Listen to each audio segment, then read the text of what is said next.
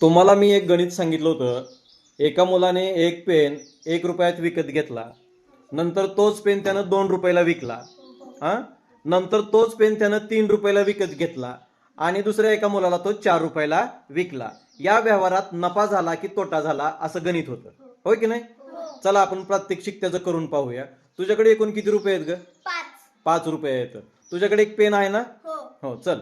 तर मग तू हा पेन विकत घे 1 रुपयाला. 1 रुपया दे तिला आणि पेन तू घे. हा, आता तुझ्याकडे किती रुपये राहिले? 4 रुपये राहिले, आहे की नाही? आता तू काय कर, तिला 2 रुपयाला विक. 2 रुपये आले तुझ्याकडं. आता हिच्याकडे किती रुपये झाले? 6 झाले ना? पेन विकला ना तिनं. चल, आता काय करायचं माहित आहे का? तोच पेन तुला 3 रुपयाला विकत घ्यायचा आहे.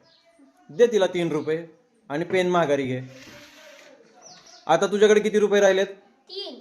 3 रुपये राहिलेत. हा, आता तू आधी ती काय करायचंय, तो पेन 4 रुपयाला तिला विक. आधी तिला विक.